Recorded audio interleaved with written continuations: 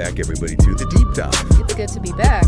Today, we're diving into a world that I think a lot of people have some passing familiarity with, but maybe not the full picture. Oh, yeah, for sure. And that is the world of music streaming.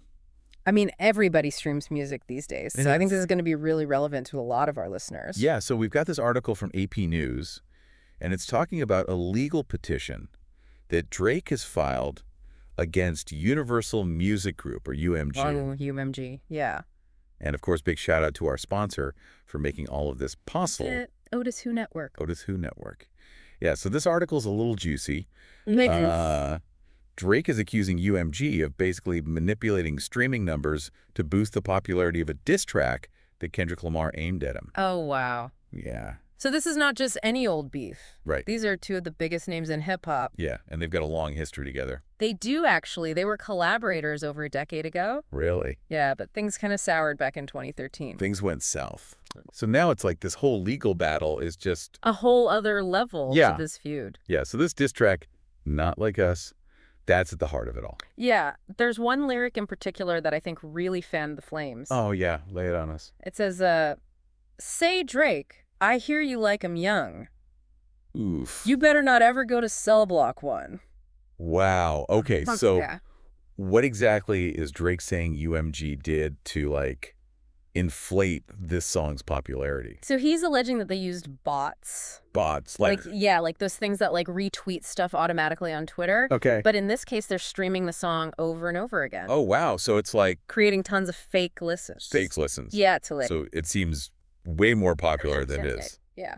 Okay, and he's also alleging that they use these things called pay-to-play schemes. Yes, pay-to-play. What is that? So basically, imagine record labels are paying to get their songs on these popular playlists on Spotify. So it's like advertising but disguised as like organic popularity. Exactly. It's like tricking people into thinking a song is like a hit or something just because it's on this playlist that they like. Gotcha. So it's like manipulation. Yeah. Of the listeners. And he even alleges that they fired employees that were loyal to him to cover up this whole scheme. Oh my gosh, this is like... It's a big deal. It's getting intense. Yes. But I'm sure UMG and Spotify have something to say about all this, right? Oh, they do. UMG has come out and vehemently denied these allegations. Really? Yeah, they're calling them offensive and untrue. Okay. They're saying that all their marketing is ethical and within industry standards. But even if they're not guilty of what Drake's saying, the idea that you can just manipulate these numbers like that is... It's scary. It's a little unsettling. Like, how do we know what's real anymore? Right. It really makes you question the whole system. It does, and that's what we're going to keep digging into in the next part of this deep dive. Stay tuned, folks. We'll be right back. Welcome back to our deep dive, where we're looking at Drake's accusations against UMG. Yeah, it's getting pretty wild. It is, and I think one of the things that's really concerning here is the impact this could have on other artists. Right. It's not just a battle of the egos anymore. Exactly. This is about people's livelihoods. Yeah, because streaming numbers, those are directly tied to, like, royalties, right? Absolutely. That's how artists get paid. So if those numbers are being messed with... then some artists are getting more money than they should, and others are getting less. And it's not even, like, a fair competition anymore. It's a rigged game, basically. Wow. So this case could really change how the whole industry works. I think it has the potential to. It's a big deal. And speaking of the industry, Drake's petition named Spotify, too. Right. He claims that UMG gave Spotify some special deal on licensing rates for this diss track. So is Spotify, like, in on this whole thing, or are they being taken advantage of, too? It's hard to say for sure. I mean, Spotify says they're doing everything they can to stop fake streams. But it seems like it's still happening. It's like an arms race. The streaming platforms are trying to catch the people who are trying to game the system. And the people gaming the system are getting more and more clever. Exactly. So where does that leave us, like the regular people listening to music? I think it starts with awareness. We have to be more critical of what we see on the charts. Don't just believe the hype. Right. Do your own research, support the artists you genuinely like. And maybe think about what platforms you're using. That's a great point. You know, like our sponsor, OtisWho Network. Yeah. They're all about connecting artists and fans directly. So there's less room for this kind of manipulation. Potentially, yeah. It's cool to see someone trying to do things differently. It is, but even beyond specific platforms, I think the key takeaway here is that listeners have power. We do. We shape the music industry with our choices. Yeah, it's like we're voting with our ears and our wallets. Exactly. So let's use that power wisely. Okay, now, Before we wrap up this deep dive, we should talk about the legal side of all of this. Oh, yeah. This could get messy.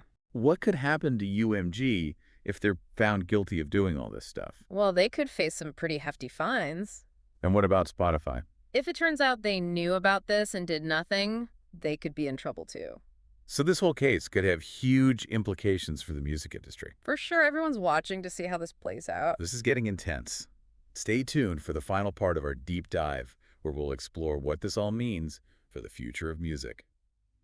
All right, we're back and ready to wrap up this deep dive into, The wild world of streaming. the world of streaming. Yeah, it feels like every time we answer one question. Just 5 more pop up. Exactly. It's like, what even is real anymore? I know, like, how are we supposed to know what's genuinely popular and what's just been, like, artificially inflated? That's what I keep coming back to. Like, if we can't trust the charts. Then what can we trust? Yeah. And I was thinking about this from like a new artist's perspective. Oh, yeah. Imagine you're like pouring your heart into your music, and then you're up against all these tracks that have been like boosted by bots and shady deals. It's got to be discouraging. It's so disheartening. And I feel like it makes the whole system seem, They're rigged. yeah, like it favors the people who are already on the inside. Yeah, but I think the important thing to remember here is that listeners have power. Oh, okay. We do? Yeah, we really do. I mean, the music industry exists because of us. So what can we do to like actually make a difference? Well, I think the first step is being mindful of where we're streaming our music. Like, are some platforms better than others? Yeah, like, do they actually care about paying artists fairly and being transparent about their practices? That's a good point. Mm-hmm. I'll admit, I haven't really thought about that much before. Yeah, it's easy to just go with what's familiar, but doing a little research can make a big difference. And like, what about directly supporting artists? That's huge. Yeah. Buy their albums, go to their shows, buy their merch. It's like putting your money where your mouth is. Exactly. Show them that you actually value their work beyond just a quick stream. And don't forget about sharing music with your friends. Oh, yeah. Word of mouth is still so powerful. It's like that old saying, actions speak louder than words. Exactly. So let's show the artists we love that we actually care.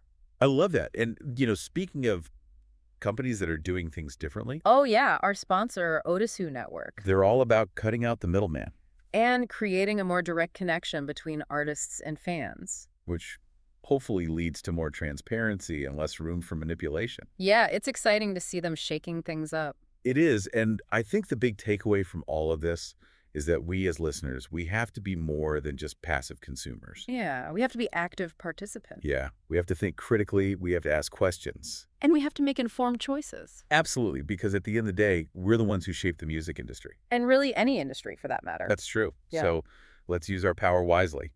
Couldn't have said it better myself. Well, this has been quite a deep dive. It has. We've covered a lot of ground. Yeah, and it's made me realize just how complex this world of streaming really is. And how much is at stake.